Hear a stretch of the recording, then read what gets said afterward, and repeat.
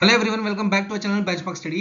आज से हमने एक और नया इनिशिएटिव स्टार्ट किया है, गवर्नमेंट स्कीम्स इन इंडिया। अब पीआईबी में जो भी आपकी गवर्नमेंट स्कीम्स अपडेट हो रही हैं, चाहे उनकी 10th एनिवर्सरी है, 5th एनिवर्सरी है, या फिर उन्होंने कोई अचीवमेंट किया है, तो जो भी आपकी गवर्नमेंट स्कीम्स अपडेट होंगी पीआईबी में, उसको हम सेपरेट सेशन में कवर कर लेंगे। तो आज हमारा टॉपिक जो है वो दो स्कीम्स के ऊपर है। एक है आपकी पालना स्कीम और एक है आपकी पीएम मुद्रा योजना स्कीम। तो इन दो स्कीम्स को हम डिस्कस करेंगे। ये जो गवर्नमेंट स्कीम वाला लेक्चर है ये हमारा छोटा रहने वाला है और छोटा और क्रिस्प रहेगा। 10 से 12 मिनट का लेक्चर रहेगा, उससे ज्यादा का नहीं रहेगा। और इस लेक्चर की जो पीडीएफ है आपको वो हमारे टेलीग्राम चैनल पे मिल जाएगी, जिसका लिंक आपको डिस्क्रिप्शन में दे दिया जाएगा। तो स्टार्ट करते हैं लेक्चर को, बढ़ते अपनी फर्स्ट स्कीम की तरफ। सबसे पहली स्कीम है हमारी पालना स्कीम, जो कि आती है हमारी अंडर मिशन शक्ति। अब यहाँ पे क्या है, जो भी हमारी वीमेंस है उनके लिए जितनी भी स्कीम्स है उनको हमने मिशन शक्ति के अंदर डिस्ट्रीब्यूट कर दिया है। अब देखो रिसेंटली क्या हुआ, जो एसबीआई क्लर्क का पेपर था हमारा, उसमें हमने ये जो क्वेश्चन था ये हमने पीआईबी टॉप 100 में डिस्कस किया हुआ था मिशन शक्ति के बारे में, और ये सभी स्कीम्स के बारे में हमने हल्का हल्का डिस्कस किया था। पर क्वेश्चन में क्या आया आपका, प्रधानमंत्री मातृ वंदना योजना। अब ये भी हमने डिस्कस की थी, इसमें कितने पैसे मिलते हैं वुमेन्स को, कब कब पैसे दिए जाते हैं और किस दौर से पैसे दिए जाते हैं। पर यहाँ पे क्वेश्चन क्या पूछ लिया था, एज के ऊपर, कि इसमें एज क्राइटेरिया क्या है वुमेन्स का। तो अब देखो एक साथ आप इतनी स्कीम्स पढ़ोगे तो आप इतना डीप में पढ़ नहीं पाओगे। इसलिए अब हम जो पीआईबी में जैसे जैसे स्कीम्स आएंगी वैसे वैसे उसको डीप में एनालिसिस करते रहेंगे, ताकि हमारा कुछ चीज छूटे ना। तो देखो जो मिशन शक्ति है उसमें क्या वो किस लिए बनाया गया, बेसिकली हमारी विमेंस के लिए बनाया गया है। तो मिशन शक्ति के दो पार्ट्स हैं। एक है आपका संबल।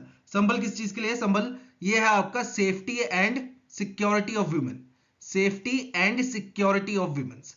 और आज समर्थ्य, समर्थ्य किस लिए बनाया गया आपका, empowering of women, empowering of women. ठीक है, तो ये दो चीजें बनाई गई है। अब संबल के अंडर आपकी ये चार स्कीम्स हैं और आपकी समर्थ के अंडर ये चार स्कीम्स है। तो आज हम बात करेंगे पालना स्कीम की। तो देखो पालना स्कीम आपकी पहले थी नेशनल क्रंच स्कीम। ठीक है, नेशनल क्रंच स्कीम थी, अब उसको रीनेम किया था 2022 में और इसका नाम रख दिया था क्या, पालना। बेसिकली क्या होता है, जैसे जो वर्किंग वुमेन्स है उनके छोटे बच्चे हैं, अब वो क्या करेंगे, ऑफिस तो बच्चों को ऑफिस लेके तो जा नहीं सकते, तो उनके लिए ये पालना स्कीम लॉन्च किया कि हर जगह क्या होगा, गवर्नमेंट के द्वारा पालनास बनाए जाएंगे। ठीक है, या तो फिर आपके आंगनवाड़ी बनाए जाएंगे या स्पेशलाइज्ड पालना सेंटर बनाए जाएंगे, जहां पे जो वर्किंग लेडीज हैं वो अपने छोटे बच्चों को वहां पे रख सकते हैं और फिर अपने ऑफिस जा सकते हैं और ऑफिस से आके वापस अपने बच्चों को ले सकते हैं। तो ये बेसिकली उस चीज के लिए बनाया गया है ताकि हमारी वर्किंग वुमेन्स को डिफिकल्टी ना हो। अब इसके स्कीम में क्या क्या बातें हैं आगे वो डिस्कस करते हैं। अब यहां पे बात करते हैं हम फंडिंग की। अगर आपने क्रैश फैसिलिटी खोलनी है अंडर पालना स्कीम, तो आपको फंडिंग कैसे मिलेगी, स्टेट से कितनी फंडिंग मिलेगी, सेंटर से कितनी फंडिंग मिलेगी। क्रैश फैसिलिटी क्या है हमारी, अभी हमने डिस्कस किया था। क्रैश फैसिलिटी मतलब जहां पे आप बच्चों को छोड़ते हो, जब आप खुद वर्क पे जा रहे हो और अपने बच्चों को जहां पे छोड़ के जा रहे हो, उसको बोलते हैं क्रैश फैसिलिटी। तो अगर एक क्रैश फैसिलिटी खुल रही है अंडर पालना स्कीम, तो उसमें सेंटर का कितना शेयर होगा और स्टेट का कितना शेयर होगा। तो अगर हम बात करें जनरल स्टेट्स की, तो 60% की हिस्सेदारी होगी सेंटर की एंड 40% की हिस्सेदारी होगी यूटी की।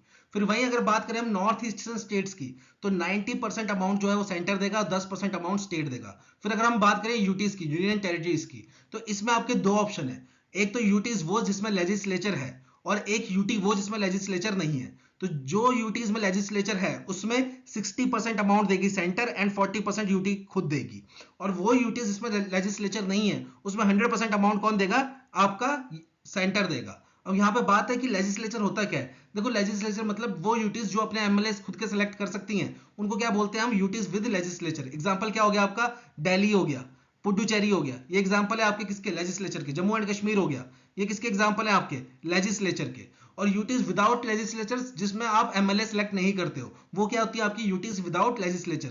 जैसे आपकी चंडीगढ़ होगी, फिर आपकी लद्दाख होगी, ये क्या है आपका यूटीज विदाउट लेजिस्लेचर। अब यहाँ पे देखो जो आपकी यूटीज होती हैं उसको हेड कौन करता है, उसको गवर्न मोस्ट पावरफुल पर्सन कौन होता है यूटी में, एलजी, लेफ्टिनेंट गवर्नर। आपने हमारे जो एक्स सीएम है दिल्ली के अरविंद केजरीवाल जी, उनके मुंह से काफी बार सुना होगा कि एलजी फाइल दबा के बैठा है, एलजी फाइल पास नहीं कर रहा है, एलजी फंड नहीं दे रहा है, एलजी ये नहीं कर रहा है, मतलब सब कुछ एलजी नहीं कर रहा था। ठीक है, तो वहां पे क्या था कि एलजी जिसका नाम हो रहा था वो कौन था, लेफ्टिनेंट गवर्नर। तो सबसे पावरफुल पर्सन कौन होता है एक यूटी में, एलजी, लेफ्टिनेंट गवर्नर। ठीक है, अब यहाँ पे एक चीज इंपॉर्टेंट है, ये तो फंडिंग की बात कर ली। अब ये जो क्रैच फैसिलिटी होती है इसमें कितनी साल वाले बच्चे अलाउड है, तो मिनिमम एज है 6 मंथ्स एंड मैक्सिमम एज है 6 ईयर्स। जैसे हमारी प्रधानमंत्री मातृ वंदना योजना थी, उसमें क्या एज पूछ ली थी, ठीक है, वैसे यहाँ पे क्या है, बच्चे की एज भी पूछ सकते हैं। तो मिनिमम एज कितनी है क्रैशे फैसिलिटी में बच्चे को छोड़ने के लिए? 6 मंथ्स, और मैक्सिमम 6 ईयर्स। 6 ईयर्स के बाद बच्चा वैसे ही फर्स्ट क्लास में हो जाता है, तो आप स्कूल ही भेज दो उसको डायरेक्टली स्कूल ही भेज दो, और आप अपने काम पे चले जाओ। जब तक बच्चा स्कूल से आएगा आप छुट्टी कर लेना, मतलब जॉब वैसी हुआ आपकी। तो फिर यहाँ पे 6 मंथ से नीचे वाले बच्चे को क्यों नहीं रख सकते? क्योंकि 6 मंथ से नीचे वाले बच्चे को ब्रेस्ट फीडिंग बहुत इंपॉर्टेंट रहती है, इसलिए उसको 6 मंथ से नीचे वाले बच्चे को वैसे नहीं छोड़ सकते हम क्रैशे फैसिलिटी में। तो एज याद रख लेना बच्चों की, 6 मंथ से लेके 6 ईयर्स। अब यहाँ पे सरकार ने एक मैंडेटरी चीज और बोली है कि जो भी इंस्टीट्यूशन है, कोई भी इंस्टीट्यूशन हो गया, कंपनी हो गया, ऑफिस हो गया, कोई भी जो कि रोजगार दे रहा है, जिसमें एम्प्लॉयज आते हैं और उस कंपनी के एम्प्लॉयज की स्ट्रेंथ 50 और मोर है, 50 और मोर, तो उस कंपनी की जिम्मेदारी है उसको अपनी कंपनी के अंदर एक क्रैशे फैसिलिटी ओपन करनी पड़ेगी, ताकि उसके अगर कोई मदर आ रही है उसमें, उस कंपनी में अगर जो एम्प्लॉय है वो एक मदर है, ठीक है, उसका बच्चा है 2 साल का, तो वो अपने 2 साल के बच्चे को कंपनी में लेकर आ सके और अपनी कंपनी की क्रैशे फैसिलिटी में छोड़ सके। तो यहाँ पे सरकार ने क्या बोला है, हर इंस्टीट्यूशन, हर कंपनी, हर ऑफिस जिसमें 50 या 50 से ज्यादा एम्प्लॉयज है, उसकी जिम्मेदारी है खुद की कि वो एक क्रैशे फैसिलिटी ओपन करे अपने इंस्टीट्यूशन में, ठीक है। तो ये चीज भी इंपॉर्टेंट है। बढ़ते हैं नेक्स्ट स्लाइड की तरफ। नेक्स्ट है हमारा टाइमिंग्स एंड डेज के ऊपर की क्रैशे फैसिलिटी जो है अंडर पालना स्कीम, वो कितनी देर के लिए खुली होनी चाहिए एटलीस्ट, और कितने दिनों के लिए खुली होनी चाहिए?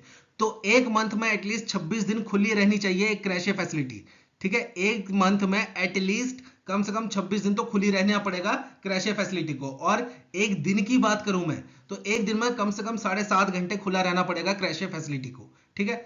महीने की बात करें तो एटलीस्ट 26 दिन, और दिन की बात करें तो एटलीस्ट 7.5 आवर्स, ठीक है, ये खुला रहना पड़ेगा। अब यहाँ पे जो क्रैशे फैसिलिटीज है, इसमें जो काम कर रहे हैं, ठीक है, क्रैशे वर्कर्स हो गए, क्रैशे हेल्पर्स हो गए, इनको सैलरी नहीं मिलती, इनको क्या मिलता है? होनोरेरियम, होनोरेरियम, ठीक है। अब ये क्या होता है? देखो, सैलरी का ही दूसरा नाम है एक तरीके से। बेसिकली क्या होता है होनोरेरियम? आपका एप्रिसिएशन, आपने अच्छा काम किया उसका एप्रिसिएशन होता है, ठीक है, उसको एप्रिशिएट करते हैं। जैसे समझ लो किसी व्यक्ति ने बहुत अच्छा गाना गाया, तो जैसे बड़े लोग होते हैं वो क्या करते हैं, जेब से 200-500 रुपए निकाल के उसको दे देंगे। वो एक तरीके का क्या हुआ? एप्रिसिएशन हुआ कि भाई आपने बहुत अच्छा गाना गाया है। तो ये एक तरीके से क्या है? समाज सेवा है, और आप इस समाज सेवा को कर रहे हो, तो इसलिए आपको एप्रिसिएशन के रूप में, होनोरेरियम के रूप में पैसे मिलते हैं। तो ये अमाउंट कितना मिलता है ये याद करने की जरूरत नहीं है, ठीक है। पर यहाँ पे जो इंपॉर्टेंट बात है वो क्या है? एक क्रैशे फैसिलिटी जो पालना स्कीम के अंदर खुली है, उसमें मैक्सिमम कितने चिल्ड्रन रह सकते हैं? तो मैक्सिमम 25 चिल्ड्रन रह सकते हैं एक पालना स्कीम के अंडर, क्रैशे फैसिलिटी में, ठीक है।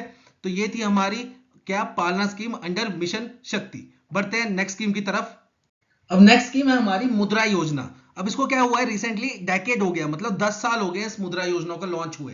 तो इसके बारे में भी पीआईबी में रिसेंटली खबर आई है, तो इसको हम कवर कर लेंगे साथ साथ में। तो देखो, मुद्रा योजना आपकी लॉन्च हुई थी ईयर 2015 में, और इसकी इंप्लीमेंटिंग एजेंसी कौन है? मुद्रा।